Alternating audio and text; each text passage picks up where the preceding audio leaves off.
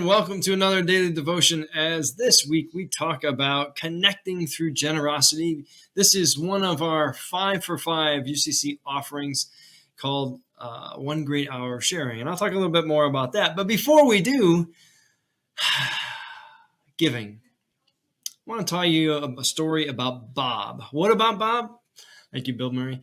No, I was in seminary and I was driving to meet some of my classmates at one of our favorite Mexican restaurants, Mi Hacienda, in Raleigh, Durham.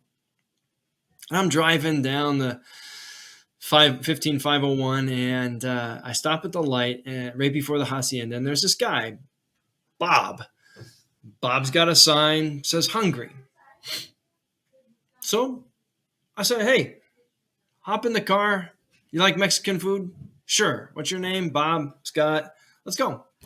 So I bring Bob with me. My classmates see Bob. Bob's look like he's been sleeping out under the viaduct or outside. He smells like he's had a few and also been sleeping out in the elements. And Bob, how do I describe Bob? A sense of entitlement, why everybody should be helping him, why he deserves to be cared for.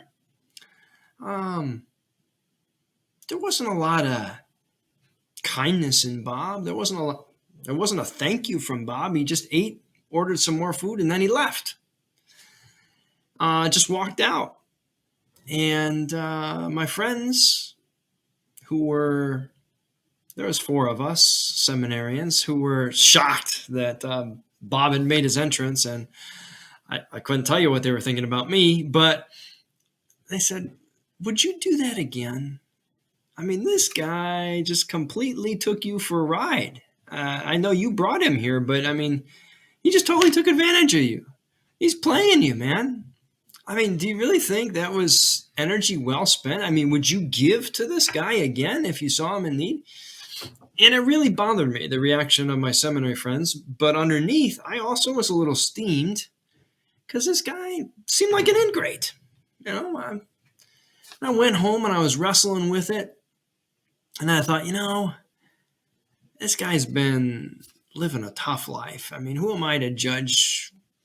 Maybe, for whatever reason, he's entitled to his opinions, but I want to trade places and live outside. And, he's asking for a tent. He was asking for a sleeping bag. Could he have X, Y, and Z? And, so I went out and got him a tent. And my friend said, what are you thinking? And I said, they said, you're not helping this guy. Empowerment versus enabling. It feels like you're enabling this guy. I said, listen, let me ask you something. If I died right now and I went out before God and God said, Scott, what were you thinking? Why didn't you know Bob would just flaunt his nose at your generosity? Didn't you know that he might go and sell that tent you just got him just to buy whatever?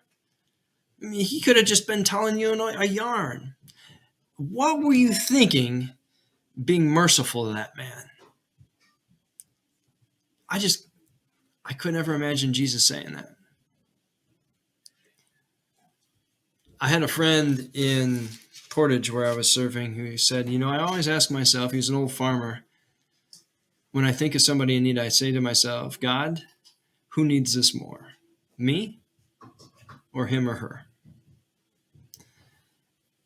And do I ever think that God would be upset with us for trying to be generous with what we've been blessed with?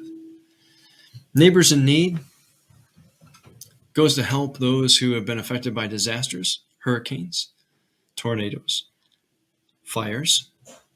It goes to affect refugees, people who have been displaced from their homes, like the several million Ukrainians that are fleeing, Syrians and Turks who have been fleeing from their countries, Kurdish refugees.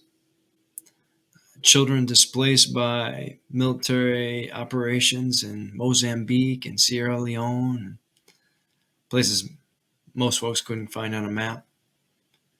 Now it goes to help those who have no structure, or family, or friends who have the ability to help them.